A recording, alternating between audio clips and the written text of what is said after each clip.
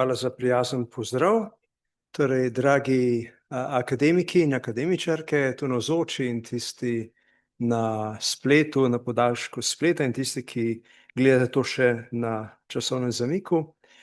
Spet smo pri naših cerkvenih očetih in gotovo vse te teme, ki jih odpirajo naša akademska vprašanja, so bile že naslovljene tudi v prvih stoletjih in zanimivo je pogledati, ali so očetje povedali kaj novega, glede na to, kar že vemo, oziroma ali smo mi odkrili kaj novega, glede na to, kar so že oni povedali.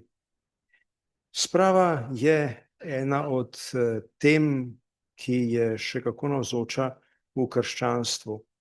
Kajti krščanstvo je vera, ki se trudi za spravo, predvsem za spravo med človekom in Bogom.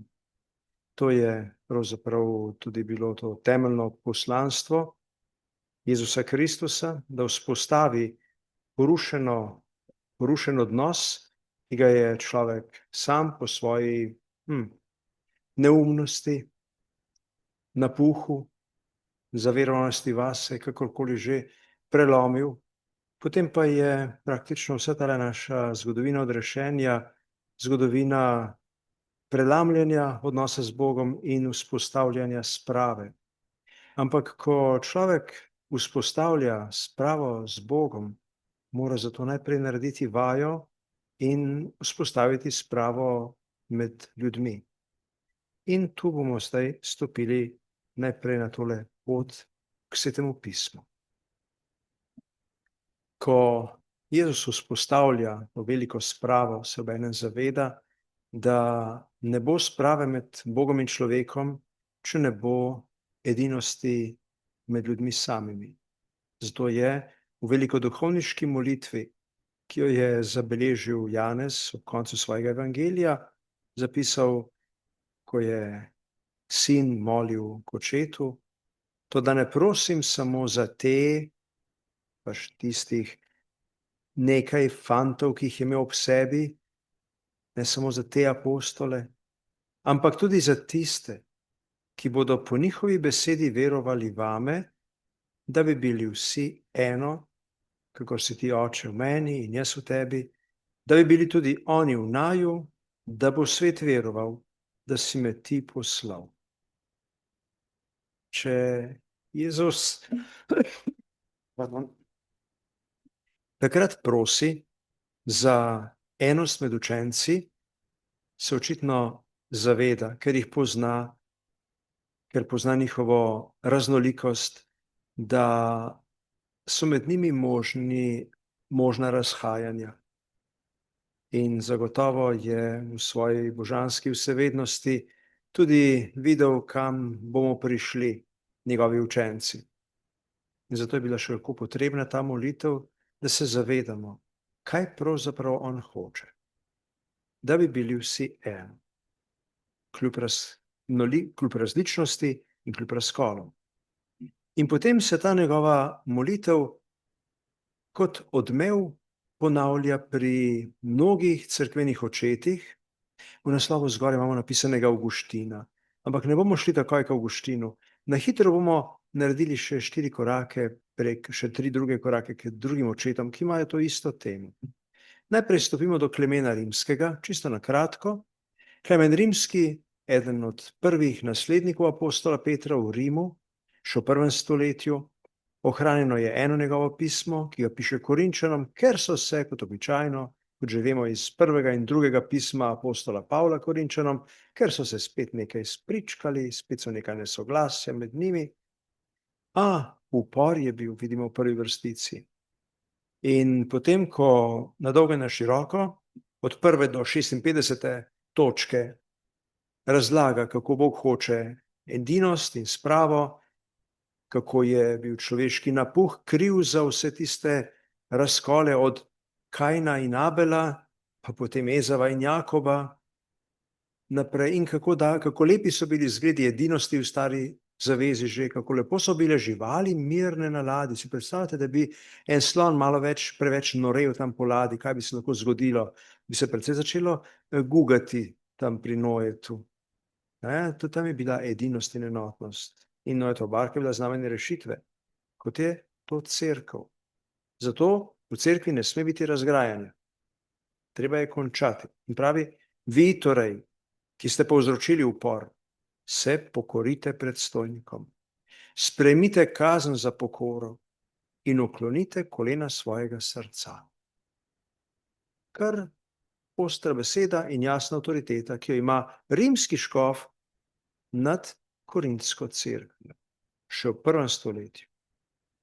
Sprejmite naš nasvet in ne boste se kesali. Kakor namreč gotovo živi Bog in živi Gospod Jezus Kristus in Sveti Duh. Vera in upanje izvoljenih se bo zgodilo tako. Kdor v ponižnosti in z vztrajno kratkostjo neutrudno izpolnjuje Božje postave in zapovedi, ta bo uvrščen in prištet v število tistih, ki bodo rešeni po Jezusu Kristusu, v kateremu je čas na veke vekov. Amen. Pravi, tisti, ki gre v needinost, v neslogo, tisti tvega izstop iz Noetove barke, tvega izstop iz odrešenja. Na koncu pa, še nekaj vrstic niže, pravi, ko moli, daj slogo in mir nam in vsem prebivalcem na zemlji, kakor si dal našim očetom, ko so te klicali pobožno v veri in resnici. In potem sledi še zelo dolga, obsežna molitev, v kateri ves čas navija na spravo. Istočasno, morda 10 let kasneje, v Antiohiji srečamo Ignacija, ki je tudi Petrov naslednik, ampak na drugem sedežu, na Antiohijskem, drugačen karakter, drugačno pot ima do krščanstva. Klemen je prišel iz judovstva, Ignacij prihaja iz poganstva. Srečuje se s cerkvami v Mali Aziji, ko gre proti mučeništvu v Rim, in potem te cerkve, vse, brez razlike, v Smirni, Filadelfiji, v Tralah, spominja in v Efezu, opominja k edinosti. Reče včasih, sej nisem nič čudnega slišal vas, ampak vseeno poskrbite za edinost. Sej mi vas ni noben zatožil, da pri vas, da imate kakšne težave, ampak vseeno bodite enotni s svojim škofom. Očitno se je zavedal velike nevarnosti, še v tistih prvih desetletjih cerkve, ko je še hudo preganjena, da bi se cepila. In tukaj pohvali. O tem škofu, filadelfijskem, sem zvedel, da je namreč uglašen z Božjimi zapovedmi, kakor citre s strunami. Ker ste torej otroci luči resnice, se izogibajte ločitve in slabih naukov. Kjer je pastir, tja mu sledite kakor ovce. Kdor je namreč last Boga in Jezusa Kristusa, je s škofom. In kdor se pokesa in se vrne k edinosti cerkve, bo tudi Božja last, da bo živel po Jezusu Kristusu. Med vrsticami vidite, kaj je napisano. So bili taki, ki se lahko pokesajo za svojo needinost, ki so zašli in se zdaj lahko vrnejo. To je možna je vrnitev. Vrnite se nazaj k edinosti cerkve. Ne blodite, bratje moji. Če kdo sledi tistemu, ki dela razkol, ne bo podedoval Božjega kraljestva. Če kdo hodi v tujem nauku, ni v soglasju s Gospodovim trpljenjem. Mimogrede, verjetno je bil Ignacij Antiohijski vsaj dober pevec, če ne glasbenik, ker ima zelo pogoste tele primere ujemanja strun, ujemanja glasov. Gremo naprej. Ciprian, Severna Afrika, 3. stoletje. On pa že napiše prvo delo o edinosti cerkve. Zakaj že? Ja, ker je očitno potrebno. Zakaj bi pisal o edinosti cerkve, če bi to bilo samoumevno? Zaznava razkole. In zato spodbuja in vodi, vabi k edinosti. Gospod, ki je učitelj miru in vzgojitelj za edinost, ni hotel, da bi molili vsak zase. Kdor moli, naj ne moli samo zase. Ne rečemo namreč, Oče moj, ki si v nebesih, tudi ne, daj mi danes moj kruh, tudi ne prosi, naj njemu odpusti njegov dolg, in ne prosi samo zase, naj njega ne vpelje v skušnjavo in reši hudega. Naša molitev je javna in skupna. Izhaja iz skupne molitve Oče naš. Oče naš je skupnostna molitev. In tudi, ko ga nekdo moli sam, ga ne moli v bistvu samo sam zase, ampak ga moli kot del skupnosti, kot del tistih mi, ker je to naš Oče in naj nam odpusti in tudi nas reši hudega. Kadar molimo, ne molimo za enega, marveč za vse ljudstvo, ker je vse ljudstvo samo eno. Kajti vse ljudstvo je samo eno. Bog miru in učitelj sloge, ki nas je učil edinosti, je hotel, da vsak moli za vse, tako, kakor je sam v enem vse nosil. Kot je Bog v enem, v Kristusu, vse človeštvo, vse ljudi nosil. Zgled edinosti je seveda Bog in zdaj, kdo je proti edinosti, dejansko se odmika od Boga. To so nekako trije učitelji, ki prihajajo pred Avguštinu. Zdaj pa pridemo k naši osrednji temi, k Avguštinu, ki ponuje roko sprave donatistom. Najprej vas povabim, da ne osvežimo svoje poznavanje Avguština. Tule imamo njegovo najstarejšo upodobitev iz Lateranske bazilike, neka freska je to, v Rimu je narisana, čeprav je bil Avguštin relativno kratek čas v Rimu. Doma je bil iz Tagasteja, rodil se je sredi 4. stoletja v Severni Afriki. To je rahlo umaknjeno v hribe, neka taka hribovska scena. Potem je šel v Kartagino, kjer je bil študent, tudi Madavri še, in potem je iz študenta ni šel v odvetniško kariero, pač pa učiteljsko. Postal je učitelj govorništva. Ker so bili tam učenci nemirni in so slabo plačevali, se je dobil preko zvez boljše delovno mesto v Rimu in je tam postal učitelj. Pa tudi v Rimu ni bil najbolj zadovoljen in se je, malo me je zamešalo ti dejam, in se je preselil v Milano. Milano je bil takrat cesarska prestolnica in je bil poleg tega, da je bil profesor, in to državno plačani tokrat, ne samo od študentov, je bil še cesarski govorec. Se pravi nekako uradni govornik na dvoru. PR, bomo mogoče rekli danes. Tam se je zgodilo spreobrnenje in zato je pustil službo, fantastično službo, sansko službo, jo zapusti in se gre v Rim, kajti odločil se je vrniti se v Afriko. V Rimu nekaj časa čaka, išče, študira malo po rimskih knjižnicah, da najde dobro ladjo, se pravi, pol leta ladje ne vozijo v Afriko. Tam še mama umre. Potem pa se vrne v Tagaste, rojstno mesto, kjer je asket. Umakne se v samoto, ima majhno skupnost in tam bi lepo mirno živel do konca svojih dni, filozofiral, molil, a ne, ga ne pustijo pri miru.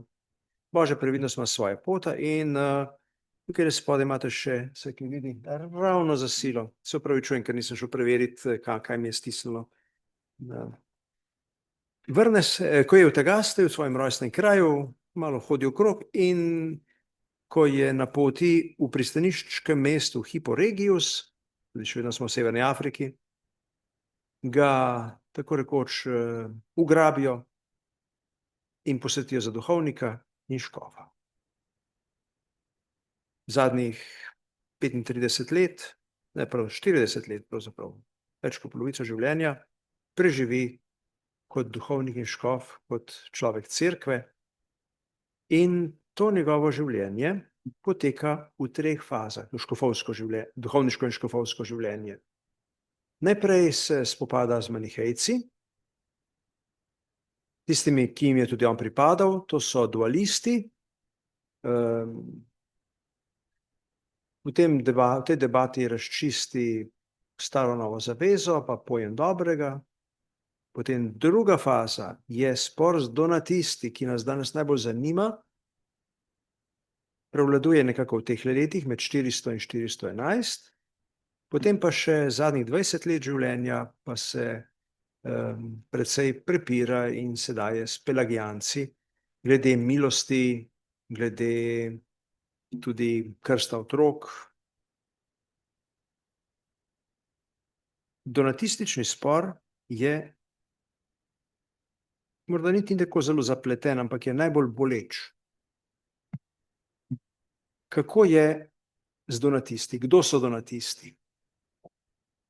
Izvor gibanja donatistov, te donatistične shizme, sekte, je v začetku 4. stoletja, torej pol stoletja, preden se je Avguštin rodil.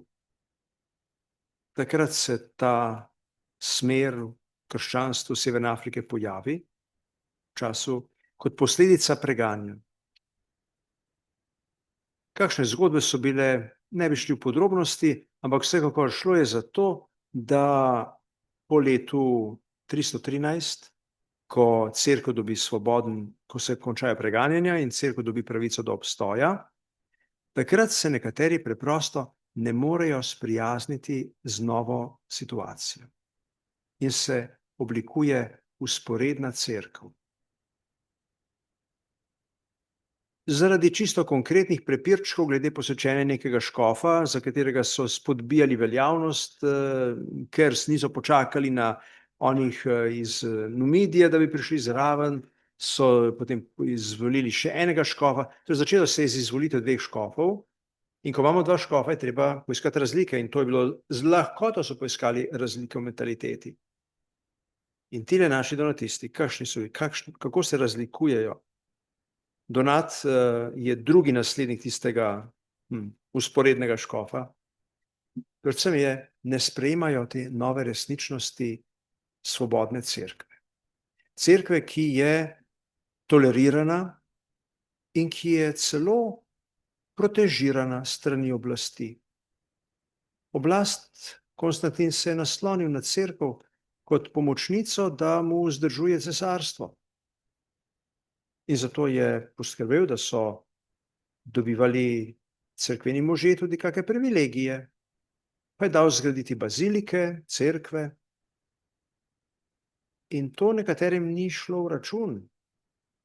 Hoteli so še naprej biti preganjeni in so se imeli samo oni za pravo cerkev. Ta velika cerkev, ki se je spajdašila s cesarstvom, se je pokvarila. Ta cerkev je zgrešena, in vse tiste cerkve, ki so v občestvu z rimsko cerkvijo, so tudi se izgubile. Samo še mi v Severni Afriki smo, hvala Bogu, tisti ta pravi, edini, samo pri nas še cerkev živi. Vse drugo je pokvarjeno. Zanimiva ponižnost. Imajo se seveda za svete. Samo oni so še tisti pravi. Vsi drugi so res grešniki in ker so grešniki, zato tudi ne morejo imeti sakramentov. Zato so njihova posvečenja neveljavna, zato so njihovi krsti neveljavni, njihove maše neveljavne. In če je kdo slučajno prišel od katoliške strani k donatistom, so ga seveda takoj ponovno krstili, da bo veljavno krščen. Imajo se torej za cerkev svetih. In ideal svetosti je pa mučenec, in če zdaj ni več preganjan, ja, se pa potrudijo, da jih najdejo, da jih izzovejo in izzivajo preganjanja. In se nekako nastavljajo za mučence. Po potrebi delajo celo samomore za Kristusa. Neumnosti do kraja. In ne samo to, lotijo se tudi nasilja.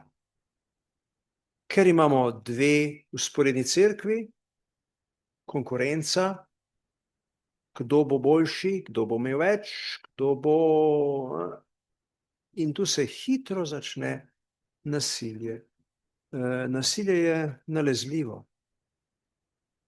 In morda tudi te dni je prav, da smo zelo pozorni, da nas nasilje kakih naših potencialnih nasprotnikov ne okuži, da ne postanemo še mi verbalno nasilni, saj fizično pa še ne bomo. Ampak v tem času so bili pa tudi fizično nasilni. Donatisti so oblikovali neke teroristične skupinice, trojke, bi rekli, circumceliones, ki so nastavljali zasede, ki so se šli malo tako po vosovsko, tudi z atentati. Tudi atentati niso bili neznani. Škof je ravno to, da je preživel atentat, Avguštin je pa imel srečo, ali pa božjo previdnost, da se je, ko je bil na gostovanju v nekem drugem mestu, se je njihov mestni vodnič se je zgubil in je zgrešil tisto ulico, kjer so imeli zanj pripravljeno zasedo, kjer bi ga vsaj premlatili, če ne še kaj hujšega. Nauk in verovanje donatistov pa je bil sprva identičen. Se pravi, vera v trojedinega Boga, Jezusa Kristusa, pravega Boga, pravega človeka, ni bilo vprašljivo. V nauku se niso razlikovali. Razlikovali so se samo v tem, da niso priznavali drug drugega. Da niso priznavali cerkve, da niso priznavali recimo rimskega škofa, drugih cerkva. Razlika je bila samo v zakramentalni praksi. Da so svoje zakramente šteli za edino prave. In da zakramentov drugih niso priznali. In pa seveda so se imeli za svetnike, to je pa bolj greh, kot pa zmota v veri. To so zdaj naši donatisti. In zdaj v to vstopi Avguštin. S temile pristopi. Tole so zdaj Avguštinovi pristopi. Predvsem Avguštin spodbuja in vabi k spravi. Zatipkanje. Vabi k spravi, da bi se spet vzpostavila edinost, ker se zaveda, ker je prebral Ciprianovo delo o edinosti cerkve in ga dobro poznal, ker je tudi že poznal zgodovino cerkve, tistih nekaj stoletij, kako pomembno je bilo ohraniti ne samo pravo vero, ampak tudi edinost v zakramentih. Vendar pa je bil nepopustljiv v vsebini. Donatisti se morajo vrniti k cerkvi. Ne gre za iskanje nekega kompromisa, da bi se mi prilagodili donatističnemu pojmovanju ekskluzivne cerkve, ki je samo še tu tista prava. Oni morajo sprejeti celo cerkev. Oni se morajo vkrcati na Noetovo barko. Obenem pa je Avguštin izkoristil to priložnost, da je razvijal teologijo. In sicer za zakramentalno in ekleziologijo. V zakramentalni teologiji je razmišljal o veljavnosti krsta in prišel do uvida, da ni pomembno, kdo krščuje, ker krst ni odvisen, veljavnost krsta ni odvisna od svetosti delivca, ampak je Kristus tisti, ki je zakramente postavil in jih on izvršuje preko človeka. Zato za krst ni nobenega pogoja, samo človek mora biti. Pri krstu je pomembno, da vas krsti človek. Ni važno, je veren, ni veren, da dela to, kar dela cerkev, da krsti v vodi in da uporablja tisti pravi izrek Očeta, Sina, Svetega Duha. Drugi nauk pa je ekleziološki, kdo sodi v cerkev. Cerkev ni skupnost samih svetnikov, ampak v cerkvi so doma sveti in grešni. Eni in drugi so doma v cerkvi, na poti seveda svetost k svetosti. To je zdaj Avguštinova drža do donatistov. Je pa končno, pa še tole, prva, debate. Konkretno je to Avguštin izvajal preko javnih debat. in ubogi donatisti so že vnaprej vedeli, kakšen bo izid. To je približno tako, kot če bi šla jaz pa Roglič tekmovati v kolesarjenju in kdo bo prej prišel, ali bo prišel Roglič, ali pridem jaz prej. On gre tako še vmes na tortico, pa še lahko nadaljevanko vmes pogleda, pa bo še vsem prej prišel kot jaz. Rezultat je vnaprej jasen. Tudi tukaj je bil rezultat jasen. Zakaj? Ker je bil Avguštin tako bister, ker je obvladal dialektiko in ker je imel argumente, ki jim oni niso mogli nasprotovati, ker jih niso imeli niti argumentov, niti niso imeli sposobnih ljudi. Se pravi, na vseh teh javnih debatah so pogoreli. Ampak pogledajte, kam pride človekova trma? Ne bodo popustili. In tu imamo zdaj nekaj tekstov, to je pa tista osrednja stvar, ki se mi zdi najpomembnejša, da si jo ogledamo, preberemo in da vidimo, kakšna je bila dejansko Avguštinova drža, ko ponuja roko sprave tem donatistom, to je donatistom, ki preganjajo katoliško cerkev, ki so povzročili razkol v družbi. Še tega nisem dobro povedal. Zaradi donatizma je prišlo v celotni družbi do razkola. Zato, ker preprosto katoliški pek ne bo pekel donatistom in donatistični čevljar ne bo popravljal čevljev katoličanom. Tisti zavedni verniki so naredili dejansko dvojnost. Ne samo, da imamo dve cerkvi in situacijo, ki jo Avguštin opiše s pesniško podobo oltar proti oltarju. Oltar kontra, zoper oltar. En oltar nasproti drugemu oltarju. Vse je bilo nasprotno.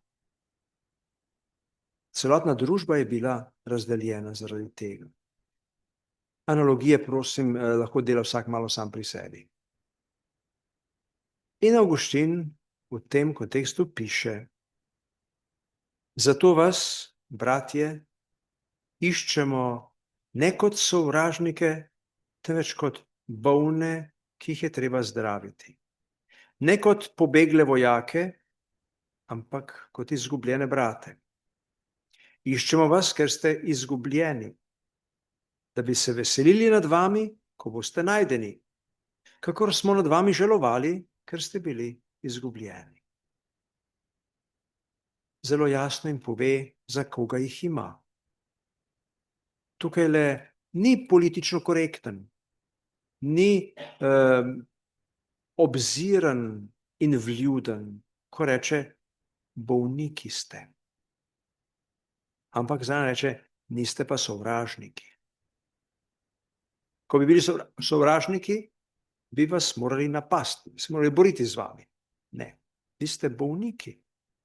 Človek ne razsliši, da je bolan. Tudi ko je bolan, raje posluša tiste, se ti si pa še zelo v redu. Ne, bolniki ste, potrebujete zdravilo. In ne išče kot pobegle vojake. Kaj se počne z dezerterji? Odvisno od vojske, ampak ni najugodnejša situacija biti dezerter. Ne, izgubljeni brat.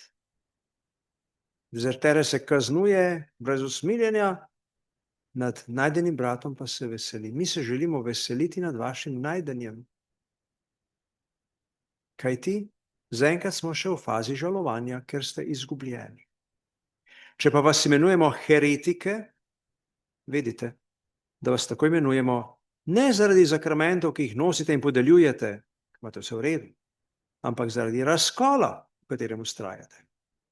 Spet nevljuden, ko nekomu reče, ti si heretik, danes si tudi heretikom ne upamo reči heretiki. Na Wikipediji ne pustijo, da bi imenovali drugače veroče heretike. Ja, vse, ker on ima pa ne za heretike. To je skoraj, da se šteje kot psovka. Avguštin ni tukaj obziran, ampak hoče jih strezniti. Ste heretiki, ampak nauke imate v redu, zakramente imate v redu, ampak razkol je tisti, ki vas dela heretike. In to ime velja za vas le do tistega trenutka, Aha, seveda niste za zmeraj heretiki. Ne boste več, ko se vrnete k miru katoliške cerkve in se rešite zmot, v katere ste bili ujeti. Ja, navadno spet ne radi slišimo, da se motimo. Imamo zmeraj prav. Raje slišimo pohvalo, da saj imate prav, tudi če nimate. In tukaj Avguštin ni obzirno korekten, pač pa pove, ne, vi se motite, ujeli ste se, ampak zato se pa pozdravite, vrnite se in ne boste več heretiki in boste v miru katoliške cerkve. Katoliška je tukaj ni mišljena samo v smislu katoliška proti donatistični, pa katoliška proti pravoslavni, ker pravoslavne takrat še sploh ni, ampak katoliška je tudi morda zaradi tega konteksta dobila to ime, ki ga ima danes, ker pomeni povsodšnja. Cerkev, ki je povsod. Vi ste samo tukaj v tem kotičku sveta. Mi, katoliška cerkev, pa povsod. In ima mir. Tu pa vi z nasiljem izzivate vojno. Ne bežite torej pred tistimi, ki vas kličejo v objem matere. Ne sovražimo vas, ampak trpimo zaradi vaše rane. In bolj, ko vas ljubimo, bolj vas želimo nazaj v edinost.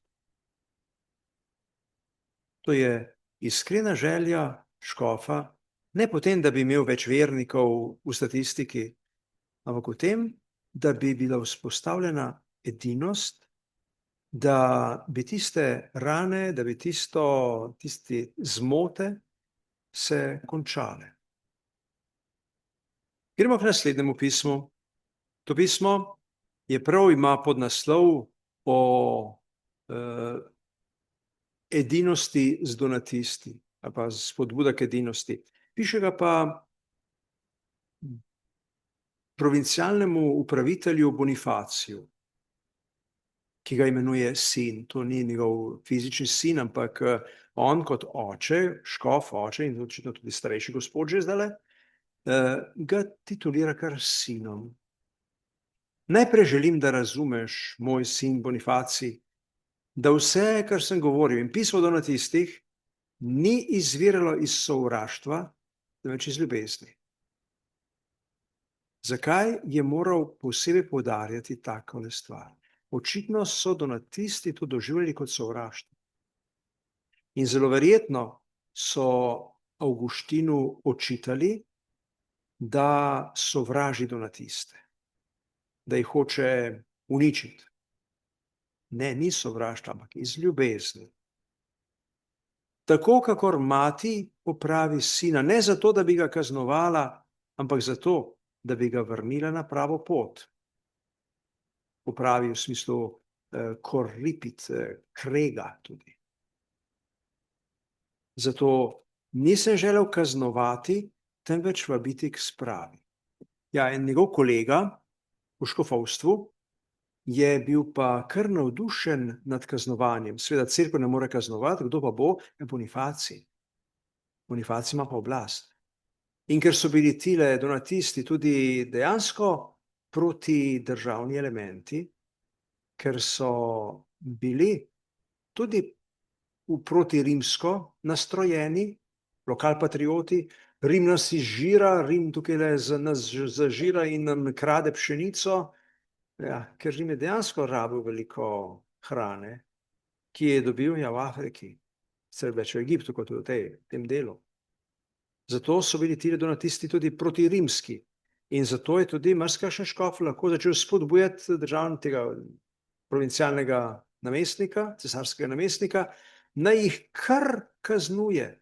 Posebej še, ker so tudi nastopali z nasiljem in s temi terorističnimi napadi. Avguštin pravi, ne, nisem jih želel kaznovati. On je škof predlagal smrtno kazen za donatiste. Avguštin je potem, ko so imeli eno debato v škofje z državno upravo, rekel, v redu, naj se jih potem na koncu kaznuje, ampak samo materialno. Ne fizično, ne telesno. Torej nobenega pretepanja, nobenega zapiranja, nobenega usmrčevanja, samo materialne kazni so možne. In potem so stuhtali kar eno dokaj ostro materialno kazen. Pa preverljivo. To je prepoved dedovanja.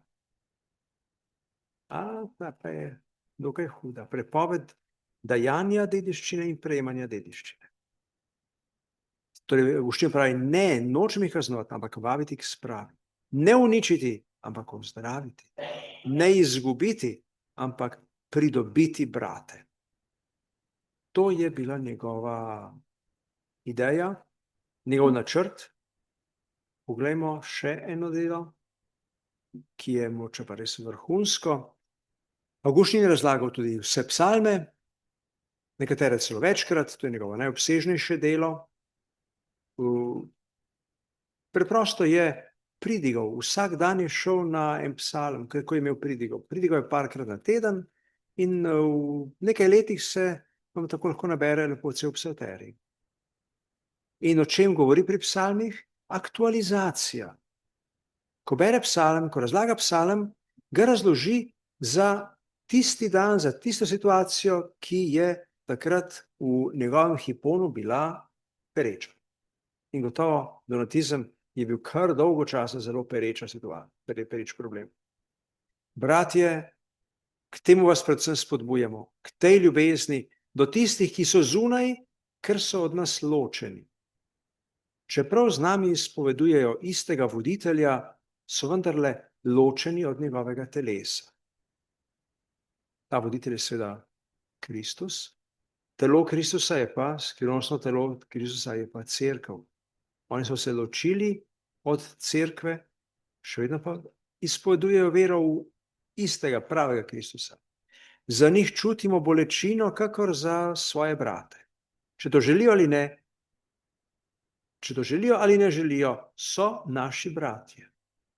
Prenehali bodo biti naši bratje šele takrat, ko ne bodo več govorili Oče naš. Pa smo pri odmevu Ciprijana.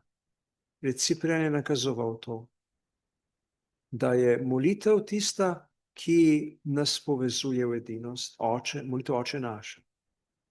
Prerok je nekdaj rekel nekaterim, prerok kot avtor psalma, tistim, ki vam pravijo, niste naši bratje, vi odgovorite, ste naši bratje.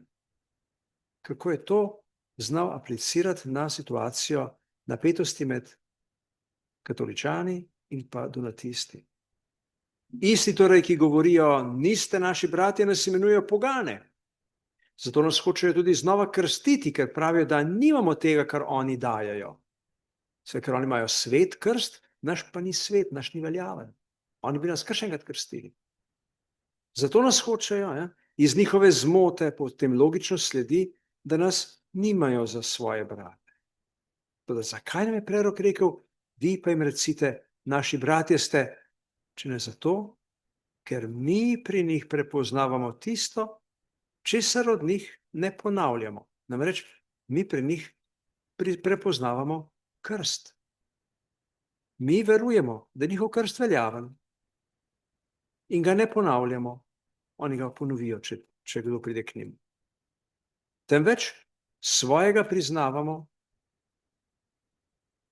mi pa, ker njihovega krsta ne ponavljamo, temveč svojega priznavamo, jim govorimo, naši bratje ste.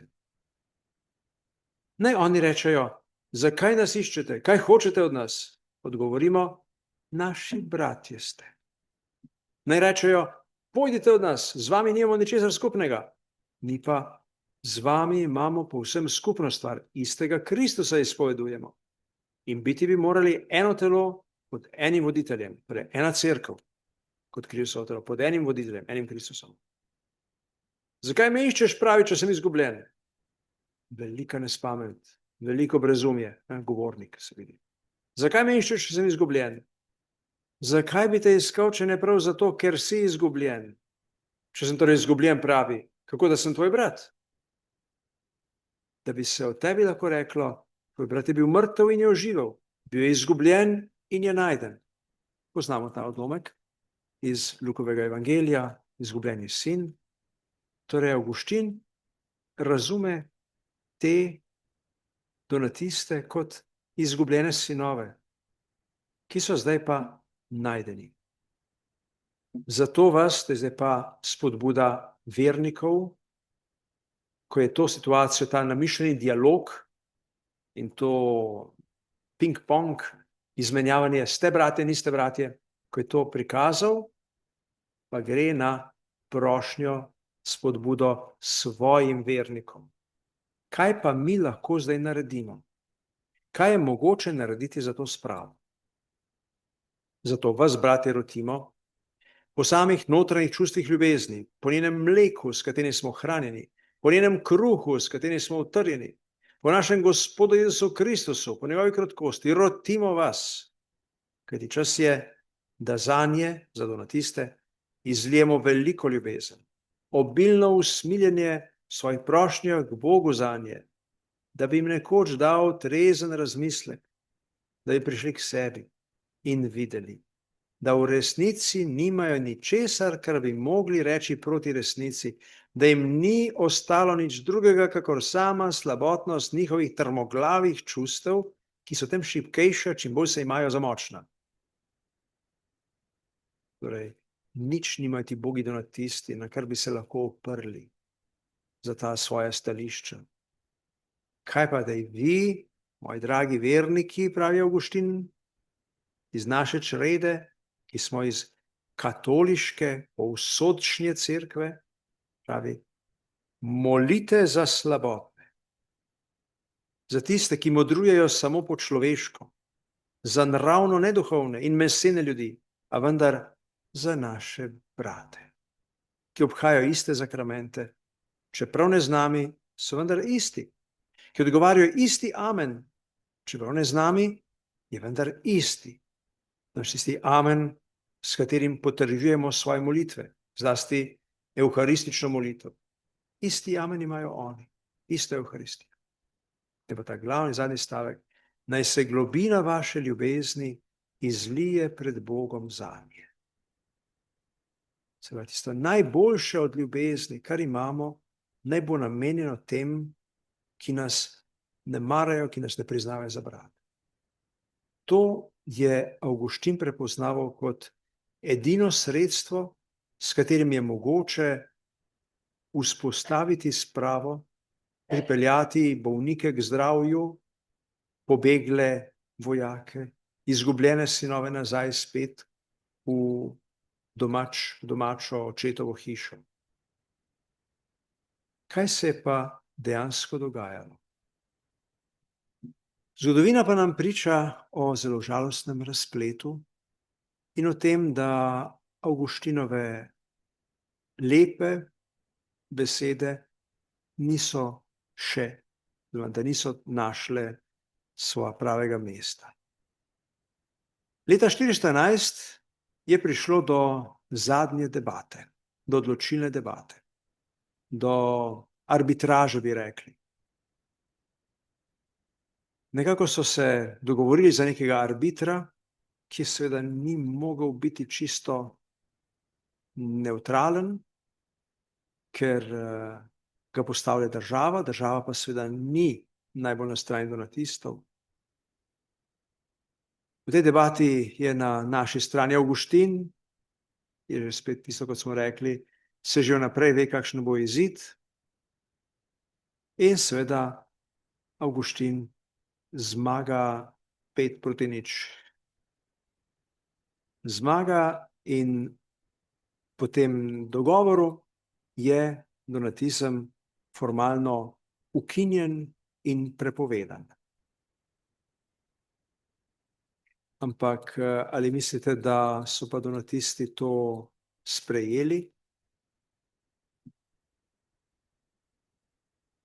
Vzpostavi se kriptodonatizem. Čeprav nimajo več svojih cerkva, svoje vzporedne strukture, škofovske, duhovniške, pa se ohranja ta miselnost, donatistična miselnost v severnoafriškem okolju še dolgo časa. doma, kot tisti preganjani. To je taka lepa zarota, kako se nekateri se dobro počutijo, če so malce napetem okolju, malo skrivnostnost se skriva v skrivaštvu. Ampak ta kriptodonatizem, ki je po eni strani lahko res izraz globoke vere in ljubezni do domovine, do Severne Afrike, pa je po drugi strani lahko izredno kontraproduktiven. Kajti spustimo nekaj vrstic in poglejmo, kakšno je stanje krščanstva v Avguštinovi domovini danes.